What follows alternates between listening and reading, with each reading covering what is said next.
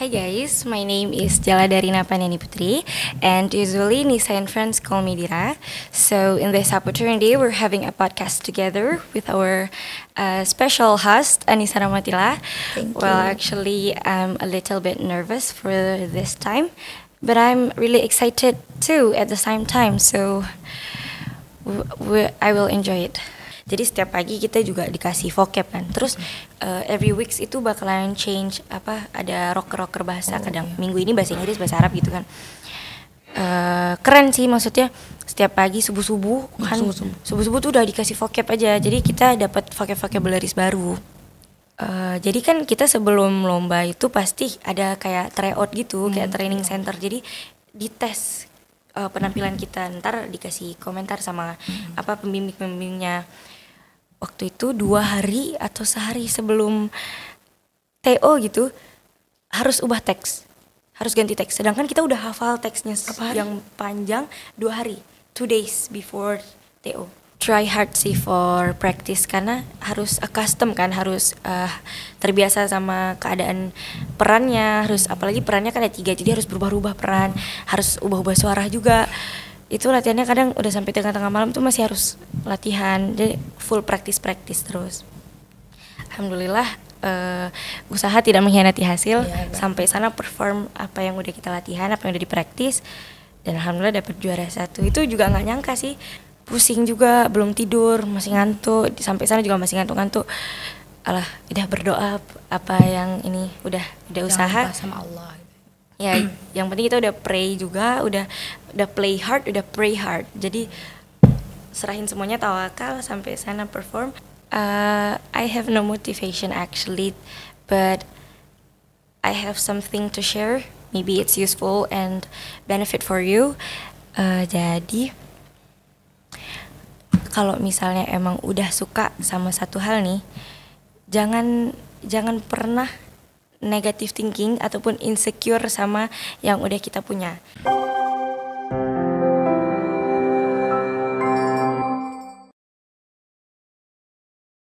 Assalamualaikum sahabat santri, kembali lagi dengan dalam acara kami.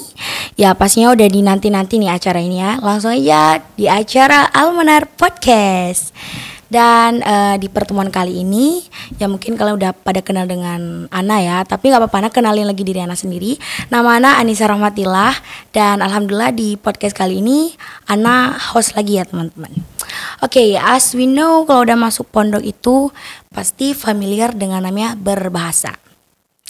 And di Pondok Almanar itu kita menggunakan 2 bahasa. Yang pertama ada Arabic language, dan yang kedua ada English language. So, di podcast kali ini we will talk about English learning, dan sudah ada narasumber kita di sini. Hello, fancy meeting you. Hi, nice to meet you too. Okay, how are you? I'm great. Okay, please introduce yourself. Hi guys, my name is Jala Darina Paneni Putri, and usually Nisa and friends call me Dira. So in this opportunity, we're having a podcast together with our special host Anissa Ramatila. Thank Well, you. actually, I'm a little bit nervous for this time, but I'm really excited too at the same time. So I will enjoy it. Okay, can I call you Dira? Yeah. Okay, Dira, how was your storytelling performance at Salem competition?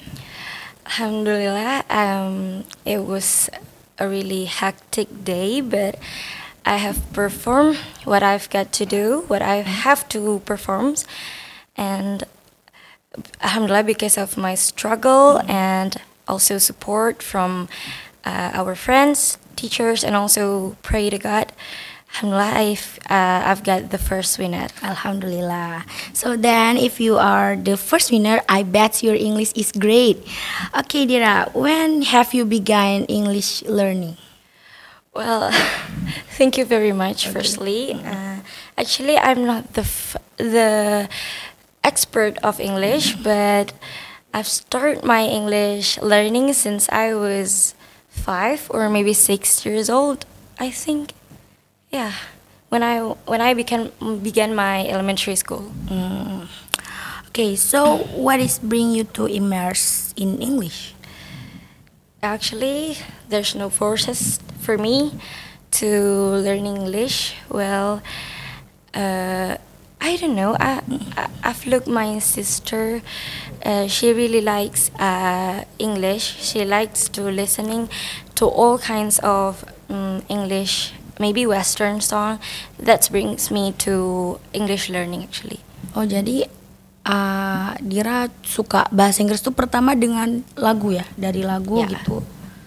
Jadi Kakak Ana tuh kayak dulu suka dengerin lagu-lagu Western gitu, lagu-lagu Barat kan.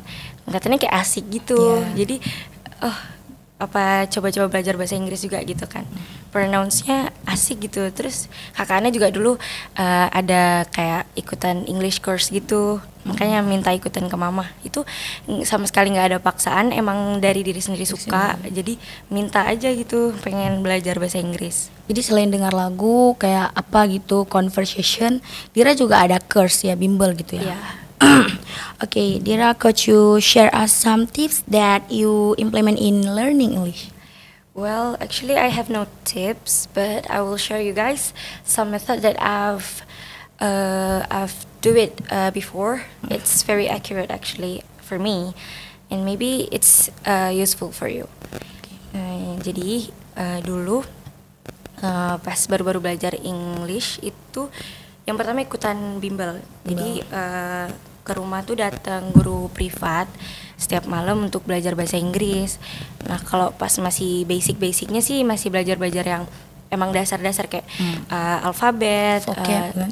vocab gitu banyak-banyak baca sih. Terus masih dasar-dasar diajarin kayak occupation, fruit, animals kayak gitu-gitu. Terus satu lagi belajarnya tuh nggak terlalu terpaku sama buku gitu. Jadi kita pakai cara-cara games gitu. Apalagi kan kids doesn't like to learn hardly gitu kan. Biasanya anak-anak kan sukanya main kayak gitu. Jadi pas masih kecil sering diajakin main sambil belajar. Terus juga dulu belajarnya pakai media. Dari laptop ada website gitu. Bisa coba dicek aja, sampai sekarang masih available di www.britishcouncil.com. Oke, silakan dibuka ya yang minat nih, yang mau lebih memperdalam Englishnya. Di situ udah lengkap sih, complete. Ada reading, ada writing, ada listening, ada untuk conversation juga, ada spell speaknya, Game-game gitu. ada game juga, Oh, ada filmnya juga untuk jadi anak-anak. asik ya websnya. Ya, suitable sih untuk anak-anak belajar. Jadi ya makanya belajarnya dari situ kayak gampang masuk aja gitu. Terus dulu karena keluarga suka nonton film barat kan, suka nonton western, jadi sering ikutan. Actually film-film western tuh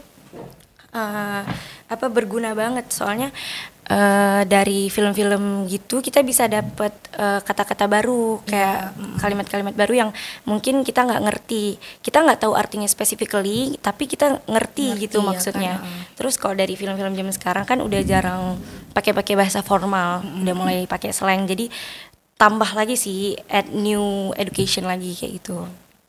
Terus Dira kan yang Ana tahu nih, kalau bahasa Inggris kan ada dua versi ya kan, ada American and British. So what is the difference between American and British? Ya, first of all, itu sih dari movie kita juga bisa tahu kan, ada yang American, ada yang British. Kayak misalnya kalau nonton Harry Potter, ya, Harry Potter kan ngomongnya British kan. Nah, Ana dulu juga coba-coba British sih dari nonton Harry Potter kayak gitu. Menurut Ana yang bedain tuh, yang setahuannya sih ya, yang bedain American sama British, kalau misalnya American lebih bulat kayak gitu loh, ngomongnya lebih kelihatan kayak misalnya for example such as water kan. Kita kalau ngomong water tuh bahasa Inggris water. Tapi kalau misalnya British jadi water. Ya. Jadi lebih hilang R. Kalau guru-guru bilangnya perbedaan Amerika itu kayak T-nya tuh nggak nampak, tapi kalau British tuh R-nya hilang gitu, kayak father gitu kan. Iya.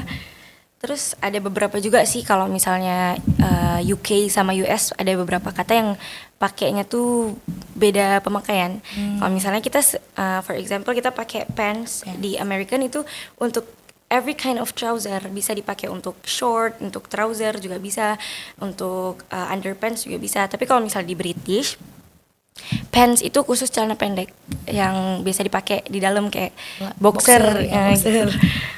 pakainya pants gitu. Yeah. Kalau misalnya mau bilang celana panjang trouser, tapi kalau misalnya di American pants aja. itu udah every kind of trouser kayak gitu.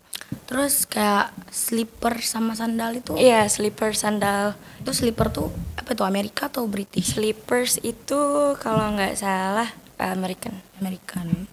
Okay, Dara, is it trouble to learn English? What do you think? For me, English is not that bad actually. English itu very fun learning karena ya beberapa orang mungkin mikirnya English tuh susah ya, cara ngomong aja sama cara yang tulisannya sama cara ngomongnya aja udah beda kayak gitu kan. Tapi sebenarnya enggak sih, kalau misalnya kita emang udah hobi, emang udah suka, kan udah interest, pasti apapun itu susahnya pasti kita mau lewatin rintangannya. Jadi menurut Ana nggak seburuk itu karena Ana pun suka sama bahasa Inggris kayak gitu. Jadi nggak seburuk itu. Kalau lebih suka ke Arab atau Inggris tuh kalau beda-bedain? Well, kalau di pesantren tuh kan emang harus dua bahasa kan. Tapi Ana lebih ke bahasa Inggris. Bahasa Inggris. Cuman bahasa Arabnya nggak dilupain juga sih, harus tetap belajar kan, nahu, sorof semacamnya. Okay, Dara. Is it important to learn English? It's very, very important because in this millennial era, we need English very bad. We need English badly karena sekarang tuh di mana-mana orang udah utamanya Inggris kan. Kita keluar aja harus ngomong Inggris, kemana-mana harus use English full kayak gitu. Kayak sekolah, walaupun bukan sekolah boarding, pesantren, kan juga ada pelajaran Inggris walaupun nggak mendalam itu kan. Udah diwajibin bahasa Inggris juga. Dan according to my biggest dream that I want to be a president, ya mungkin agak inilah. Tapi ya udah dream kan, udah ambition gimana. Penting banget bahasa Inggris untuk dibawa keluar-keluar. Apalagi kita nih sekarang udah udah zaman milenial, semua orang pakainya apa bahasa Inggris. Bahkan tingkat produk aja sekarang udah ada translate bahasa Inggrisnya kan kemana-mana. Dan bahkan nggak mesti keluar sih, di kehidupan sehari-hari aja kita perlu bahasa Inggris. Jadi kayak pernah dulu pengalaman pas kalau nggak salah masih elementary school, class 4 or maybe class 5. Jadi waktu itu ada field trip gitu. Ada field trip gitu ke Museum Tsunami kalau nggak salah. Ya, ke Museum Tsunami. Terus kan kita ada tour guide-nya kan. Jadi ada kunjungan edukasi, terus nanti dibawa ke sana tuh ada tour guide-nya yang bantuin kita, yang ngasih materi, ngejelasin segala macam lah. Terus waktu itu ada turis bule kan. Teman-teman bilang, Dir, cobalah ajak foto gitu kan. Dan kebetulan turisnya nanya ke kita nih, kan kayak ada apa nih lagi, ada field trip ya gitu-gitu kan. Terus mereka malah ngedorong, Dir ayo dong coba ngomong gitu kan. So kayak ya ini lagi ada field trip sekolah. Itu pakai bahasa Inggris? Pakai bahasa Inggris. Terus dia malah nanya-nanya ini kejadiannya.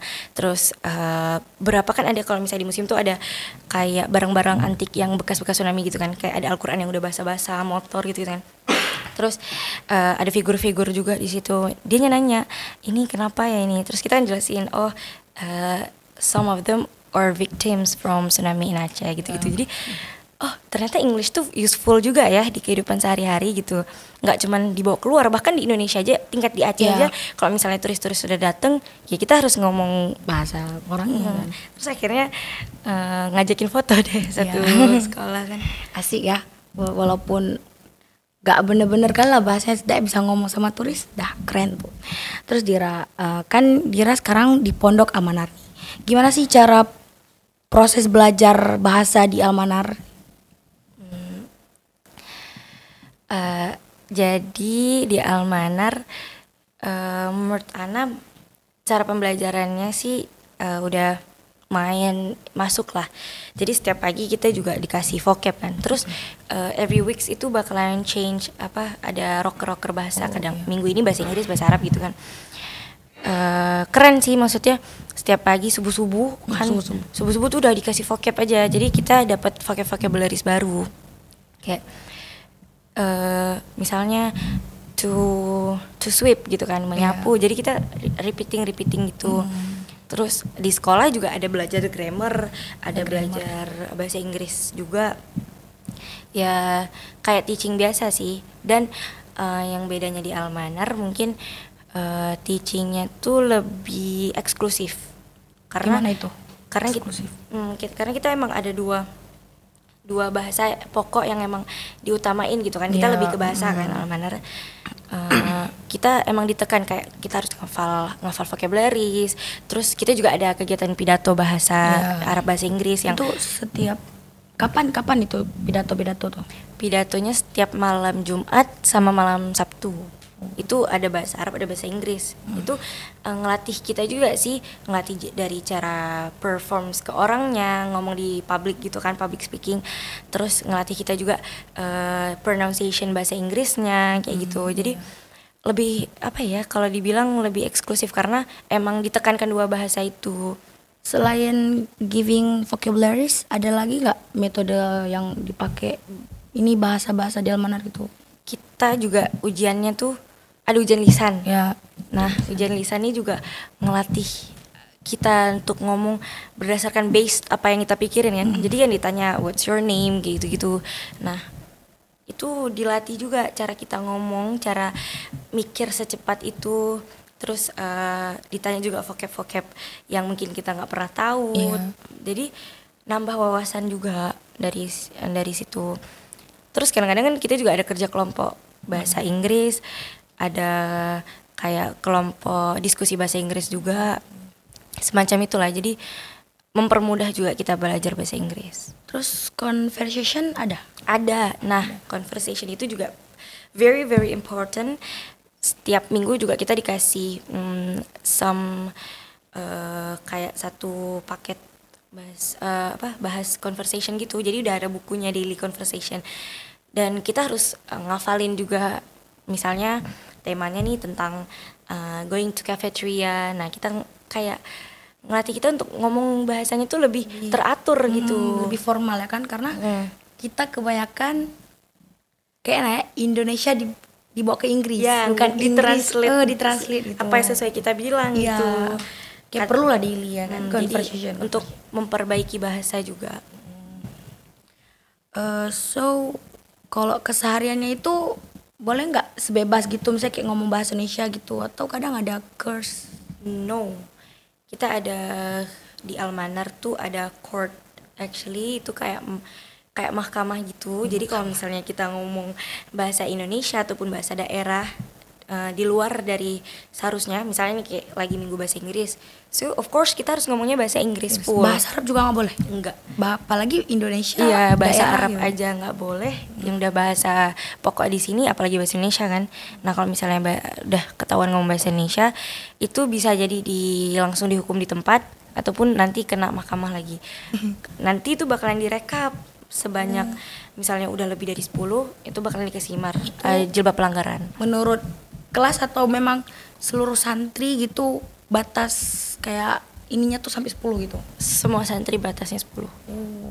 Kalau misalnya untuk kelas 1 gimana tuh? Memang orang begitu masuk langsung ditekankan bahasa gitu? Enggak, kalau kelas 1 tuh masih diajarin, masih boleh ngomong bahasa Indonesia. Nah, tapi setelah 3 bulan setelahnya itu udah wajib full English, full Arabic. Ya, Nggak orang juga boleh. ada cert ya. Secepat itu diajarin di Almanar ngomong bahasa kan. Ya biar terbiasa kan sama bahasa custom gitu. Sama Terus I mentioned before that you love English badly. So how about other lesson you have? well, karena kita udah suka bahasa Inggris, of course kita pasti nentuinnya ke English terus, maksudnya mendalami English. Tapi one thing that you have to remember, jadi Ayahanda pernah bilang kalau emang suka sama satu hal, tekunin hal tersebut, tapi jangan lupa sama yang lain. Allah itu nyuruh kita untuk nuntut ilmu. Ilmu di dunia ini itu banyak yang unlimited gitu, nggak akan habis kan. Jadi ya walaupun kita udah suka sama satu hal, jangan lupa sama yang lain. Setidaknya basic lah, dasar-dasarnya tuh kita paham. Kalau tips dari Ana belajar tuh cukup paham. Kalau udah paham itu udah oke sih. nggak perlu gimana, pokoknya kalau udah paham aja udah ini. Kan kalau di pondok tuh kan pasti mata pelajarannya banyak. Dira nggak pusing gitu? Of course, exhausted for every second. Capek kan, hafalan menumpuk di mana-mana, harus ada mana-mana kegiatan full kan. Apalagi kita kalau misalnya ada ekskul harus latihan ekskul kan. Kita partisipasi kan. Jadi kita harus pinter-pinter manage waktu sih. Kalau Ana tuh enggak yang ambis gitu, enggak. Kapan ada waktu kosong ulang-ulang kayak gitu. Kalau misalnya emang nggak ada ya full rest time untuk istirahat.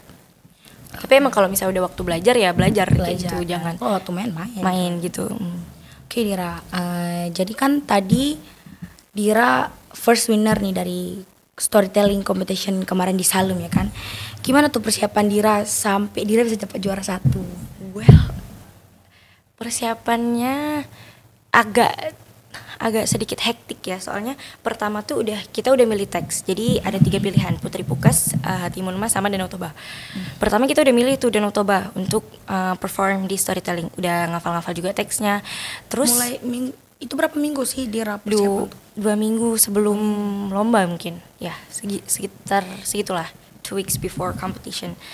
Terus jadi kan kita sebelum lomba itu pasti ada kayak tryout gitu, kayak training center. Jadi dites penampilan kita, ntar dikasih komentar sama pembimbingnya.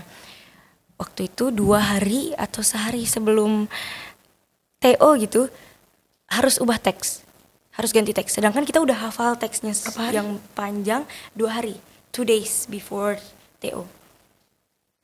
Itu kayak, harus ganti teks kan? Udah hafal, ini teksnya panjang juga, harus 2 hari. Iya, soalnya dari penilaian, base dari penilaian dinilai dari infrequent story-nya, dinilai dari rare story-nya, kejangkaan langka story-nya. Jadi cerita-cerita yang lama kayak gitu dicari lagi. Nah, dari 3 judul tadi kan yang paling langka tuh cuman Putri Pukes kan. Nah, dari malam itu kita cari lagi Putri Pukes, tulis lagi dengan bahasa yang bukan bahasa kita. Entah bahasa Indonesia kan gak susah-susah kali kita hafalin kan bahasa Inggris. Bahasa Inggris harus masuk. Gimana ya? Ya udahlah, harus gimana. Dan TO pertama itu masih flat sih, masih strict, masih dilihat ini kurang gesturnya, body language-nya kurang, terus intone-nya juga kurang, expression-nya harus ekspresif dong, masih dibilang-bilang gitu kan. Namanya storytelling. Jadi terus dalam ya Allah ini gimana, baru 2 hari hafal, itu pun harus baca teks, sekarang belum hafal. Aduh gimana ya. Alhamdulillah juga dapat support dari teman-teman kan, dari Anissa juga, dari guru-guru, dari teacher, dari pembimbing. Nggak apa-apa, pasti bisa fighting, pasti bisa gitu kan. Kalau udah niat dari hati, apapun itu pasti bisa. Ya, dan itu try hard sih for practice, karena harus custom kan, harus terbiasa sama keadaan perannya, harus apalagi perannya kan ada 3, jadi harus berubah-ubah peran, harus ubah-ubah suara juga. Itu latihannya kadang udah sampai tengah-tengah malam tuh masih harus latihan, jadi full practice terus. Alhamdulillah usaha tidak mengkhianati hasil, sampai sana perform apa yang udah kita latihan, apa yang udah dipraktis, dan alhamdulillah dapat juara 1. Itu juga nggak nyangka sih, karena pertama latihannya mendadak, harus bikin waktunya juga singkat, properti malam sebelum lomba, malam itu bikin properti kan pusing juga, belum tidur, masih ngantuk, sampai sana juga masih ngantuk. Alah, udah berdoa apa yang ini udah usaha sama Allah. Ya, yang penting kita udah pray juga, udah play hard, udah pray hard. Jadi serahin semuanya, tawakal, sampai sana perform, dapat dapat respon dari jurinya juga nice kayak gitu. Jadi insya Allah bisa nih. Keren lah. Ini storytelling pertama, competition storytelling pertama Dira atau udah first time? Dari for the rest of my life pertama kali ikut storytelling tuh kali ini, kelas 3 ini langsung sehektik itu, langsung juara 1 ya kan. Keren. Insya Allah sih. Oke Dira, could you share us please a few word or motivation? Well, I have no motivation actually, but I have something to share. Maybe it's useful and benefit for you. Jadi kalau misalnya emang udah suka sama satu hal nih, jangan pernah negative thinking ataupun insecure sama yang udah kita punya. Cukup grateful for everything and try hard for it. Jadi kita harus tetap usaha keras. Apalagi kan biasanya hobi itu kesukaan kan. Kalau misalnya kita emang udah suka, insya Allah itu dimudahin untuk semua every obstacle, every temptation yang kita lewatin tuh insya Allah bakal dimudahin. Karena emang kita udah niat dari hati gitu. Dan satu hal tuh jangan pernah never give up, jangan pernah nyerah. Kalau misalnya, of course di setiap perjalanan kita tuh pasti ada ujian. Ana sendiri belajar bahasa Inggris ini juga banyak ujian, nggak mulai dari teman-teman yang agak kurang suka gitu. Itu sabar aja sih, patient to every situation. Karena semuanya pasti ada solusi. Dan kalau kalau misalnya udah tekun satu nih, jangan lupa sama yang lain. Karena kayak yang Ana bilang, ilmu itu unlimited banyak. In this wide world itu banyak. Jadi kalau misalnya kita nuntut ilmu tuh nggak cuma satu, nuntut sebanyak-banyaknya. Tapi kalau misalnya emang udah satu suka, ya tekuni gitu. Papa juga bilang gitu, insya Allah pasti dimudahin. Terus yang satu, jangan lupa doa. Minta dukungan dari orang tua, minta doa dari Allah, insya Allah dimudahin semuanya. Kalau namanya belajar ya memang lelah ya kan. Karena memang udah sewajarnya kayak gitu, capek. Oke. Alright, tadi kita udah nyimak nih apa yang udah Dira sampaikan tentang English learningnya. So I hope untuk kalian semua, semoga kalian bisa mempraktikannya langsung nih. Menurut Ana juga tips-tips dari Dira ini kayak bagaimana dia belajar itu nggak susah-susah kali sih, mudah gitu dengan mendengar lagu, terus menghafal vocabularies itu lumayan gampang sih gitu kan. Terus Ana juga berharap kali semoga podcast ini bermanfaat bagi teman-teman semua ya yang mau memperdalam Englishnya. Okay, so just have fun with what you got in this whole world. Have fun with it and never give up. Just walk on the trail and enjoy it. Okay. Dan terakhir, pardon me kalau misalnya ada kata-kata yang salah, mau dari Ana sendiri atau dari Dira ya kan. So the last I say, wassalamualaikum warahmatullahi wabarakatuh.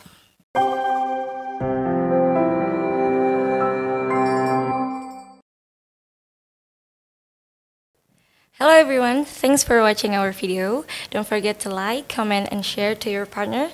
And also don't forget to subscribe our YouTube channel, Santri Aceh TV and Al Manar Daily. Goodbye.